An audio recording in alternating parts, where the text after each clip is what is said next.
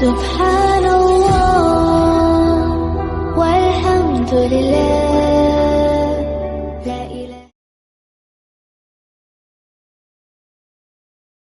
இப்ராஹிமுடைய மார்க்கம் எது என்று திருச்சுருக்கமாக திருமறை குர்ஆன்ல சூரா ஹஜ்ஜில 28வது வசனத்துல கடைசி வசனத்துல அந்த ஒரு வசனம் முழுவதும் அல்லாஹ் சுப்ஹானஹு வ தஆலா சொல்லிட்டாங்க.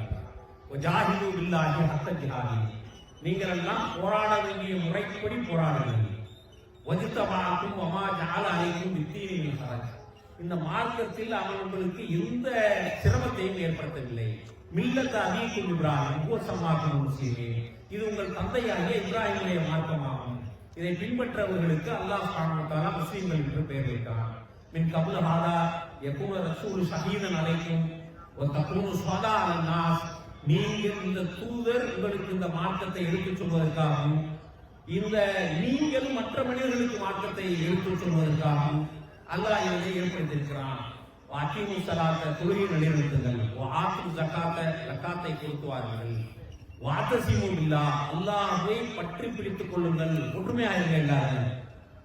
வாத்தசிமு பில்லாஹ், அல்லாஹ்வை பற்றி பிடித்துக் கொள்ளுங்கள். வாத்தசிமு பில்லாஹ், அல்லாஹ்வை பற்றி பிடித்துக் கொள்ளுங்கள் என்று அல்லாஹ் சுப்ஹானஹு வ தஆலா ஹுவ மௌலாக்கும், அவன்தான் உங்களுடைய பாதுகாவலன். வனிம மௌலா, அவன் மிகச்சிறந்த பாதுகாவலன். வனிம நசீர், மிகச்சிறந்த உதவியாளர் என்று இந்த வசனத்திலே இப்ராஹிம் அலைஹிஸ்ஸலாம் அவருடைய மார்க்கம் என்ன என்பதை அல்லாஹ் சுப்ஹானஹு வ தஆலா ரத்தின சுருக்கமாக வரித்து நம்மளுக்கெல்லாம் ஒரு பரந்த வரலாறை சொல்லிவிட்டு அந்த வரலாறில் இப்ராஹிம் இந்த மார்க்கத்தை பின்பற்றினார் என்று நமக்கு சொல்லி காட்டுகிறார். இங்க போராட வேண்டிய ஜாஹிது பில்லாஹி ஹக்க ஜிஹாதி, போராட வேண்டிய முறையில் அல்லாஹ்வுக்காக நீங்கள் போராடுங்கள்.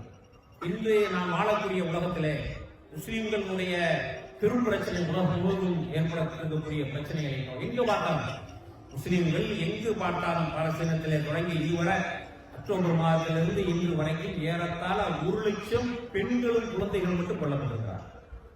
இது தகவலா 78,000 80,000 வெறும் தகவலாக சொல்ல அரசுகளே வெளியிடக்கூடிய தகவலை வெளியிட்டா உண்மையில் அது எவ்வளவு இருக்கும் என்று நாம் கணிக்கவே முடியாத அளவுக்கு மிக கொடூரம். 20 லட்சம் மக்கள் வாழ்ந்த காசா என்ற பகுதியிலிருந்து மக்கள் எல்லாம் நீங்க எல்லாம் பின்புறத்துக்கு போயிருங்க, முன்பக்கத்துக்குள்ள ஒளிந்திருந்து தாக்கக்கூடிய போராளிகள் இருக்காங்க, அவங்களெல்லாம் குடிக்க போறோம்னு சொல்லி பின்னால போட்டுறாங்க. இப்ப பின்னாலேயே தாக்குதல தொடங்கியிருக்கிறாங்க. 20 லட்சம் பேர் வாழக்கூடிய வீடுகள் குடியிருப்புகள் இடித்து நொறுக்கப்பட்டிருக்கிறது, நாசம் செய்யப்பட்டிருக்கிறது. இந்த அடுத்த வேலை நமக்கெல்லாம் இன்று பெருநாள் நம்ம எப்படி அறுக்கிறது, பழிகிறது, இதற்கான முறைகள் என்னெல்லாம் நேற்று யோசிச்சுட்டு இருந்த நேரத்துல தாயையும் இழந்து தந்தையையும் இழந்து குடும்பத்தில் யாருமே இல்லாத ஒரு குழந்தை இன்று என்ன செய்யும் அது தெரியாது என்ற ஒரு நெருக்கடியான சூழ்நிலை. இது இன்றைய உலக முஸ்லிம்கள் எப்படி வாழுகிறோம் என்பதற்கான ஒரு அடையாளம், ஒரு லேசான அடையாளம் இன்றைய உலக முஸ்லிம்களுடைய சூழ்நிலை. இப்படிப்பட்ட ஒரு சூழ்நிலையில உலகத்தில் நீங்கள் எங்கு முஸ்லிம்கள் வாழக்கூடிய பகுதிகளில் இருந்தாலும் ஏதாவது ஒரு வகையில் நெருக்கடிக்கு தாக்குதலுக்கு உள்ளாகி மாற்று வச்சு வைத்திருந்தார்கள் என்று வீடே குண்டோசம் வச்சு இருக்கப்படும். இப்படியெல்லாம் இதுக்கு அந்த காலத்தில் இல்லை, நேற்றைய செய்தி. இதுவெல்லாம் இப்படி எல்லா வகையிலும் நெருக்கடிக்கு ஆளாக்கப்பட்டுக் கொண்டிருக்கக்கூடிய சூழ்நிலையில அல்லாஹ் சுப்ஹானஹு வ தஆலா சொல்றான், இப்ராஹிமுடைய மார்க்கத்தினுடைய ஒரு அர்த்தம் ஜாஹிது பில்லாஹி ஹக்க ஜிஹாதி, போராட வேண்டிய முறைப்படி போராடணும். இப்ப இங்க ஆயுதத்தை எல்லாம் தூக்கிட்டு எங்கேயும் சுத்த வேண்டிய அவசியம் இன்றைய உலகத்துல நாம் வாழக்கூடிய நாடுகளிலே இல்லை. நாம் அனைவரும் இன்றைய காலகட்டத்தில் போராட வேண்டிய முறைப்படி ஆக்டிவிசத்துல செயல்பாடுகளிலே, அரசியல் செயல்பாடுகளிலே, சமூக செயல்பாடுகளிலே எல்லோரும் ஏதாவது ஒரு வகையில் எந்த சமூகத்திலிருந்து நிறைய பேர் பங்கு வைக்கிறாங்களோ அந்த சமூகத்தை அவ்வளவு இலகுவாக பிரிவிக்க முடியாது. இன்று நம்முடைய சமூகத்தை பார்த்தோம் என்று சொன்னால் நம்ம செயல்பாடுகளுக்குள்ள அரசியலில சமூக அரசியல், மக்களுக்கு நல்ல காரியங்கள் செய்வது, மக்களுக்காக போராடுவது, அவர்களுக்கு அரசு செய்யக்கூடியதை பெற்றுத் தருவது, அரசு தவறான வழிகளிலே நடக்கும் போது அவருடைய கொள்கைகள் செயல்கள் தவறாக இருக்கும் போது அதையெல்லாம் சுற்றி காட்டுவது, போராடுவது, இது எல்லாமே ஆக்டிவிசத்தில் வரும். நேரடி அரசியலில் ஈடுபடுவது, பதவிகளிலே பங்கு வைப்பது, பதவிகளை பெறுவது, இதெல்லாம் ஒரு நேரடி அரசியல் வரும். இந்த அரசியல் செயல்பாடுகளிலே பணிகளிலே முஸ்லீம்கள் குறிப்பாக கடந்த 25-30 ஆண்டுகளாக நம்ம தமிழக முஸ்லீம்களை கவனித்தோம் என்று சொன்னால், ஏன்னா நம்ம இன்னைக்கு உலகத்துக்குலாம் போக முடியாது. அரபு சேர்க்கைகள் மன்னர்கள் எல்லாம் ஒன்று சேர்வார்களா சேரமாட்டார்களா தெரியாது. அவர்களை எல்லாம் 50 நாடுகளாக ஒரே மொழி ஒரே மார்க்கத்தை பின்பற்றக்கூடியவர்களை 50 நாடுகளாக தொடர்ச்சிகளாக வைத்துக் கொண்டே இருப்பதற்கான மேலை நாட்டு வேலைகள் நடந்து கொண்டே இருக்கிறது. அது அவங்களுக்கு தெரியும், ஆளுநர்களுக்கும் தெரியும். ஆனா அவங்களால ஒன்றும் செய்ய முடியாது. எதிர்த்தார்கள் என்று சொன்னால், ஏதாவது வேலைகள் ஒன்று சேருவதற்கு யாராவது செய்தார்கள் என்று சொன்னால் அவங்க கொல்லப்படுவார்கள், மாற்றப்படுவார்கள். இது அரபுலகத்தினுடைய வரலாறு. இன்றைய பலஸ்தீன பிரச்சனையை தீர்த்து வைப்பதற்கு அரபுலகத்தில் உள்ள மன்னர்கள் எல்லாம் முயன்றார்கள் என்று சொன்னால் மிக இலகுவாக முடிந்துவிடும் என்பது நம்ம எல்லாருக்குமே தெரியும். அவ்வளவு பலமும் பணமும் அவ்வளவு செல்வாக்கும் இருக்கிறது. ஆனால் சேர முடியும். நம்ம போய் இன்னைக்கு சேர்க்க முடியுமா? சேர்க்க முடியாது. நமக்கு அந்த ஆற்றல் இல்லை. பிரார்த்தனை செய்யலாம். ஆனால் நம்ம அளவில் இருந்து ஆக்டிவிசத்திலே செயல்பாடுகளில் ஈடுபடுவதற்கான எல்லா வாய்ப்புகளும் வசதிகளும் நமக்கு இருக்கிறது. அவங்களுக்கு தகுந்த மாதிரி யாரெல்லாம் இருக்கிற சமூக வலைதளங்களிலே செயல்படக்கூடியவர்கள், நீங்க ஜோக்கு போடுறது, மீம்ஸ் போடுறது, காமெடி போடுறது, தேவையில்லாத விஷயங்களை ஷேர் பண்றது, உங்க போட்டோவே நீங்களே எடுத்து போட்டுக்கிறது பதிலா இன்று நாட்டில் என்ன நடக்கிறது, அது நம்முடைய கருத்து என்ன, அதை 4 பேருக்கு கொண்டு போய் சேர்ப்பதற்கு வேலை என்ன செய்ய வேண்டும், நாம் வாழக்கூடிய பகுதிகளிலே மக்கள் சிரமப்படுகிறார்களா, அந்த சிரமங்களை தீர்த்து வைப்பதற்கு நம்மளான வேலைகளை என்ன செய்ய வேண்டும். இப்படி சின்ன இடத்திலிருந்து தொடங்குவது. இந்த பிரச்சனைக்கு பலஸ்தீன பிரச்சனைக்கு என்ன தொடர்பு அப்படின்னு கேட்டீங்கன்னா, இந்தியாவில் இருக்கக்கூடிய முஸ்லீம்கள் செல்வாக்கோடு அவங்க அரசியல் செல்வாக்கோடு இருந்தார்கள் என்று சொன்னால் அதை கட்டாயமா இன்ஃபுளுன்ஸ் பண்ண முடியும். நம்முடைய அரசாங்கத்திடம் நாம் சொல்லலாம், இதை பார்த்துட்டு சும்மா இருக்காது, இவ்வளவு பெரிய நாட்டில் நாங்கள் 20 கோடி பேர் வாழ்கிறோம், இந்த நாட்டில் இருந்து நாங்கள் முஸ்லீம்களாய நாங்கள் சொல்றோம், எங்களுடைய சகோதரர்கள் அங்க இவ்வளவு சிரமப்படுகிறார்கள், அவர்களுக்காக இந்த அரசாங்கம் கைவிரிக்க வேண்டும். இப்ப என்ன நடக்குது? எதிர்த்து கொள்றவர்களுக்கான ஆயுத சப்ளைங்கிறது நடைபெறுகிறது என்று சொல்லக்கூடிய அளவுக்கு சூழ்நிலை இருக்கிறதா இல்லையா?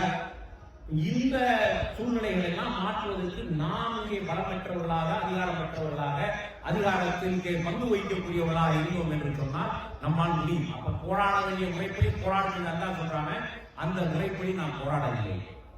ஜாஹிது இல்லாத ஹத்தஜிஹாதி ஊஅஜித பார்க்குமா ஜாலா அழைக்கும். இந்த மார்க்கத்தில் அவங்களுக்கு எந்த சிரமத்தையும் ஏற்படுத்தவில்லை. இந்த மார்க்கம் இலகுவான மார்க்கம். இதுல எந்த நீங்கள் மார்க்கத்தை கஷ்டப்படுகிறாங்க, உங்களுக்கு நீங்களே சிரமங்களை உண்டாக்கி கொள்ளாதீர்கள். வணக்குகளையும் சடக்க சம்பிரதாயங்களையும் ஏதாவது அந்த பிரார்த்தனை இந்த பிரார்த்தனை ஸ்பெஷலாக ஏற்படுத்திக்கிட்டு இந்த மார்க்கத்தில் சிரமத்தை இல்லை, ரொம்ப இலகுவாய். அல்லாஹ் சுப்ஹானஹு வ தஆலா இந்த நபிகள் நாயகம் ஸல்லல்லாஹு அலைஹி வஸல்லம் அவர்கள் சொன்னார்கள், அத்தீனுல் யஸூர், இஸ்லாம்ங்கிறது இந்த மார்க்கம் என்பது ஈஸி, இலகுவுடைய மறுபெயர் தான் இஸ்லாம் என்று நபிகள் நாயகம் ஸல்லல்லாஹு அலைஹி வஸல்லம் அவர்கள் நமக்கு கற்றுத் தந்தார்கள். அப்ப இந்த ஈஸியான இலகுவான மார்க்கத்தை சிரமமாக்கி கொள்ளக்கூடாது. நம்ம அல்லாஹ் சுப்ஹானஹு வ தஆலா அத்தஸிமு பில்லாஹ், நீங்கள் அல்லாஹ்வை பற்றி பிடித்துக் கொள்ளுங்கள். அல்லாஹ் திருமறை குர்ஆனிலே பல இடங்களிலே நமக்கு சொல்லி காட்டுகின்றான், அத்தஸிமு பில்லாஹ் வஅத்தஸிமு பிஹப்லில்லாஹி ஜமீஅன், இதெல்லாம் அல்லாஹ்வுடைய கயிற்றை வலுவாக பற்றி பிடித்துக் கொள்ளுங்கள். அல்லாஹ்வுடைய கயிறு என்ன அப்படின்னா, நம்ம குர்ஆன் ஹதீஸை பின்பற்றக்கூடியவர்கள் எல்லாரும் உலக முஸ்லிம்கள் அனைவரும் அல்லாஹ்வுடைய கயிறு என்று சொன்னால் குர்ஆன் ஹதீஸை பிடிக்கிறவன் அப்படின்னு சொல்றோம். குர்ஆன் ஹதீஸை பிடிச்சிட்டோம்னா எல்லாரும் ஒற்றுமையா இருக்காங்க, நம்மளே விளக்க செய்யறோம்.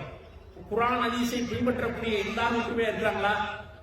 கேள்வி வருதுல, குர்ஆன் ஹதீஸை பின்பற்றக்கூடிய நீங்க இதனை ஏற்றுக்கலாம், குறுக்குகளாகவும் பிரிவுகளாகவும் பிரிந்திருக்கிறீர்கள் கேட்பாங்க. கேள்வி நியாயமான கேள்வி. இந்த கேள்வி நீங்கள் கட்டாயமா எந்த விதமான அவங்க தப்பான கேள்வி எல்லாம் சொல்வதற்கு இல்லை, சரியான கேள்வி. அப்ப இப்படி ஏன் இருக்கிறார்கள் என்று சொன்னால், அங்கங்க தலைவர்களாகவும் குழுக்களுக்கு தலைவர்களாகவும் இருப்பவர்கள் தங்களுக்கென ஒரு மக்கள் கூட்டத்தை வைத்துக் கொண்டு அதை வைத்து தங்களுக்கானதை என்ன செய்து கொள்ள முடியும் என்பதற்காக, சுயலாபங்களுக்காக, ஈகோவினால், பொறாமையினால் எல்லாம் இதுதான் செய்வாங்க. மாற்றம் அங்கே போய் தலைவர்களை எல்லாம் கூப்பிட்டு உட்கார வச்சு தயவு செய்து எல்லாம் வந்து சேர்ந்த சமுதாய நலன் உலகம் வாழக்கூடிய முஸ்லிம்களுடைய பிரச்சனையை காமிச்சீங்களா, இதெல்லாம் தீர்த்து வைப்பதற்கு நீங்கள் எல்லாம் இங்கிருந்து சின்ன முயற்சிகள் செய்தாதானே நடக்குது. நாம அறிவுரை சொல்ல வேண்டிய தேவையில்லை. இதெல்லாம் தெரியாதவர்கள் தந்த தலைவர்கள் இல்லை, நல்லா தெரிஞ்சவங்க. நம்மளையெல்லாம் நிறைய உலகத்தில் என்ன நடக்கிறதுங்கிறத பாதித்து இருக்கிறவங்க தெளிவாக தெரிந்தவர்கள், மிக தெளிவானவர்கள். அப்ப ஏன் மாற்றுக்கிறாங்க? அந்த ஈகோ பொறாமை இருக்குல்ல, அது எந்த இடத்துலயுமே விடாது. இப்ப மாற்றம் எங்கிருந்து வரும்? நம்மிடத்துல வரும்.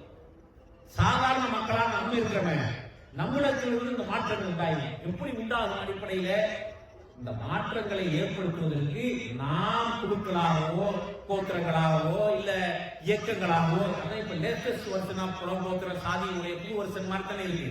அப்ப அது இயக்கங்களாகவோ இப்படி எல்லாம் நாம் பிரிந்து கிடப்பதை விட்டுவிட்டு இருக்கலாம். நீங்க உங்களுக்கு விருப்பப்பட்ட இயக்கங்கள்ல இருக்குங்க, எங்க கூப்பிடுறாங்க, நல்ல செய்திகள் இருந்துச்சுன்னா போங்க, கேளுங்க, பேசுங்க, இதெல்லாம் பிரச்சனை இல்லை.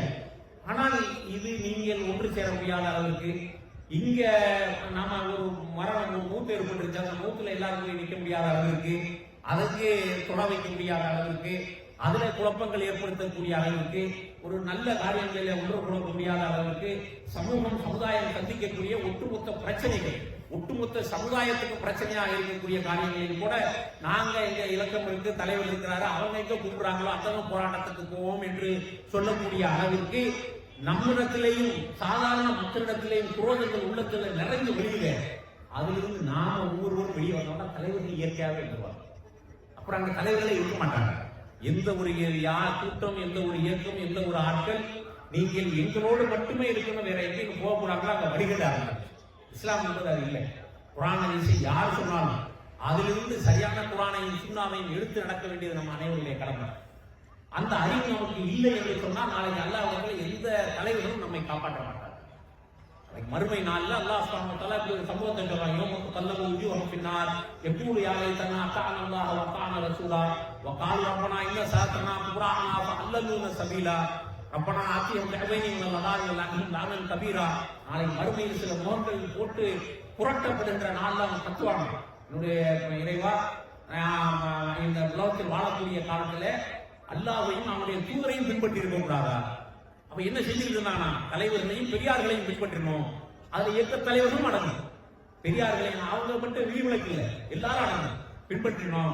அவங்களுக்கு எங்களை மாதிரி 2 மடங்கு அதான் அவங்களை வேதனை கொடு, அவனுக்கு 2 மடங்கு கொடுத்தா உனக்கு என்ன போயிட போகுது?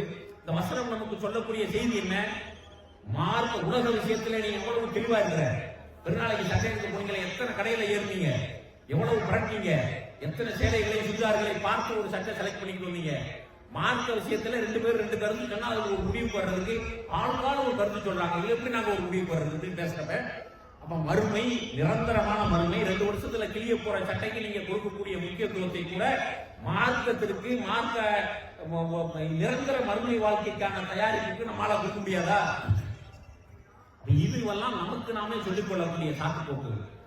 அல்லாஹ் சுப்ஹானஹு வ தஆலா வாக்குறுதியுள்ளா ஊருக்கேள்கள் அல்லாஹ்வுடைய அருளை கேட்கும். நபிகள் நாயகம் ஸல்லல்லாஹு அலைஹி வஸல்லம் அவருடைய காலத்துல இருந்த நபித்தோழர்களுடைய பிணைப்பு எப்படி இருந்தது என்று அல்லாஹ் சுப்ஹானஹு வ தஆலா திருமறை குர்ஆன்ல சொல்றான். அல்லாஹ் பைன குலூபிஹிம் லவ் அன்ஃபக்த மா ஃபில் அர்தி ஜமீஆ. அவருடைய உள்ளங்களிலே நாம் பிணைப்பை ஏற்படுத்தினோம். நீ இந்த பூமியின் மேல் இருக்கக்கூடிய எல்லா செல்வங்களையும், வானம் பூமியில் உள்ள எல்லா செல்வங்களையும் செலவு செய்தாலும் அந்த பிணைப்பை ஏற்படுத்த முடியாது. மால்லப பைன குலூபிஹிம், அவருடைய உள்ளங்களிலே பிணைப்பை ஏற்படுத்தினோம். வலா பின்னல்லாஹ் அல்லாஹ் பைனஹும், அல்லாஹ் அவருடைய உள்ளங்கள் திருப்பி சொல்றாங்க. அல்லாஹ் அவருடைய உள்ளங்களிலே பிணைப்பை ஏற்படுத்தினான்.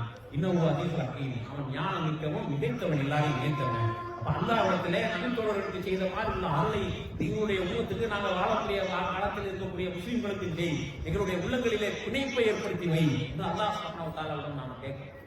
வாக்கிமு ஸலாத், நீங்கள் தொழுகை நிலைநிறுத்துங்கள். இந்த தொழுகையில் இருக்கக்கூடிய பொழுதுபோக்கு, மொபைல் போனை வச்சுக்கிட்டே உட்கார்ந்து இருப்போம், அதுல ஏதாவது ஒன்று இருப்போம், எங்கேயாவது பேசிக்கிட்டு இருப்போம், தொழுகை கடந்து சென்று வரும், தொழுகை போய் தொழுக மாட்டோம். அல்லாஹ் குறிப்பாக நீங்கள் முன்னேற வேண்டும் என்று சொன்ன இப்ராஹிமுடைய மார்க்கம் எது என்பதனை வடித்து சாராக தரக்கூடிய இந்த வசனத்திலே துணின்றோம். ராத்து ஜக்காத், நிறைய பேருக்கு நமக்கு ஜக்காத்தினை கடமையாயிடுச்சு இருக்கிற தெளிவு கூட இல்லை. நபிகள் நாயகம் ஸல்லல்லாஹு அலைஹி வஸல்லம் அவருடைய காலத்திலே பைத்துல் மால்ல இருந்து அதுக்கு மற்ற மதீனாவிலே இறந்து போனவர்களுடைய கடன்கள் எல்லாம் அடைக்கப்பட்டது. இந்த கொடுத்தவர்கள்லாம் யாரு நினைக்கிறீங்க? இன்று நம்முடைய சமூக அமைப்பில் பரம ஏழை நீங்க ஒரு ஆளை சொன்னீங்கன்னா அவரோட அன்னைக்கு இருந்த சஹாபாக்கள் உள்ள பெரும் பணக்காரரை ஒப்பிட்டா கூட இன்னைக்கு நம்மால் பணக்காரர். அதான் சஹாபாக்களுடைய நிலைமை. அவர்கள் கொடுத்த ஜக்காத்தால் கஜானா நிரம்பி வழிந்தது, பைத்துல் மால் நிரம்பி வழிந்தது. சிட்டிசன் பொதுமக்கள் யார் இறந்து போனாலும் அவருடைய கடன் பைத்துல் மால்ல இருந்து கொடுக்கக்கூடிய அளவுக்கு பைத்துல் மால்ல பணம் இருந்தது. இன்று நம்ம எல்லாரும் கடன் இருக்கிறதா கொடுக்கணுமா, ஜக்காத்தை பத்தி எக்கச்சக்கமா கேள்வி கேட்போம். ஆனா கொடுக்கறதுக்கு யாராவது ரெடியா இருக்கிற மாட்டேன்டா, கொடுக்கறதுக்குள்ள ரெடி நிலைமையில இல்ல. நம்முடைய இந்த மனப்போக்கு மாறின ஒரு சமூகம் அது அடுத்த கட்டத்துக்கு மாற வேண்டும் என்று சொன்னால் பொருளாதாரம் மட்டும் முக்கியம். அந்த பொருளாதாரத்தினால் அந்த சமூகத்தில் உள்ள ஏழைகளுக்கு, எளியவர்களுக்கு, தேவைப்படுகிறவர்களுக்கு, அதற்கு தகுதியானவர்களுக்கு சென்றடைய வேண்டியதெல்லாம் சென்றடைந்தால் தான் அந்த சமூகம் அடுத்த கட்டத்துக்கு போகும். இது சமூக முன்னேற்றத்தில், சமூக மாற்றத்தில் ஒரு அங்கம் வகிக்கக்கூடியது. இந்த தக்காத்தை கொடுத்திருக்க வாத்தசின் அல்லாஹ்வை பற்றி கொள்ளுங்கள். பூவ மௌலாக்கும், அவர்களுடைய பாதுகாவல். அல்லாஹ் தான் பாதுகாவல். வேற யார் அவர் வருவார், இவர் வருவார், அந்த கட்சியை ஆட்சி கொண்டா பாதுகாக்கிறேன், இந்த கட்சி ஆட்சி கொண்டா பாதுகாக்கிறேன், மெஜாரிட்டி இல்லாமல் போனதுனால நமக்கு பாதுகாப்பு மேல் வந்து யாரும் பாதுகாப்பு. எந்த உலகத்தில் நடக்கக்கூடிய மாற்றங்களும் நம்மை பாதுகாத்தார். அவன் தான் மிகச்சிறந்த பாதுகாப்பு. அவன் உங்களுடைய பாதுகாவலன், மிகச்சிறந்த பாதுகாவலன். திருப்பி சொல்றான், அவன் மிகச்சிறந்த உதவியாளர். இந்த மேல சொன்ன எல்லாத்தையும் செஞ்சோம் அப்படின்னா கரெக்டா செஞ்சுட்டோம். எல்லா முஸ்லிம்களும் தங்களாலான முயற்சிகளை செய்து இவைகள் அனைத்திலும் சரியாக யோசிச்சு பாருங்க, சரியா வாசிச்சு பாருங்க. நீங்கள் போய் நேரம் இருக்கும் போது சூரா ஹஜ் 22வது அத்தியாயத்தினுடைய 78வது வசனம் கடைசி வசனம் வாசிச்சு பாருங்க, வாசிச்சு யோசிச்சு பாருங்க. இப்படி யோசித்து பார்க்கும் போது ஒரு நியம நசீர், அவன் மிகச்சிறந்த உதவியாளர். இதெல்லாம் சரியா செய்யணும்னா அல்லாஹ்வுடைய உதவி கட்டாயம் வந்து சேரும். அல்லாஹ்வுடைய உதவி நம்மை அடைந்து விட்டது என்று சொன்னால் உலகத்தில் இருக்கக்கூடிய எந்த சக்தியும் எந்த ஆற்றலும் ஒன்றும் செய்ய முடியாது. உலக வரலாறு முழுவதும் தோன்றின காலத்திலிருந்து இன்று வரைக்கும் நிரூபிக்கப்பட்டிருக்கிறது. அந்த உதவிகள் எல்லாம் நம்மை வந்து சேர வேண்டும் என்று சொன்னால், அல்லாஹ்வுடைய அந்த பாதுகாப்பெல்லாம் மிகச்சிறந்த பாதுகாப்பெல்லாம் நம்மை வந்து சேர வேண்டும் என்று சொன்னால், மேற்சொன்ன செயல்பாடுகளில் இப்ராஹிமுடைய மார்க்கத்தின் செயல்பாடுகளாக எதை சொல்றானோ அவைகளை எல்லாம் உணர்ந்து பின்பற்றி மற்றவர்களுக்கும் எடுத்துச் சொல்லி அந்த அடிப்படையில வாழ்ந்து மன்னிக்கக்கூடிய நல்ல அல்லாஹ்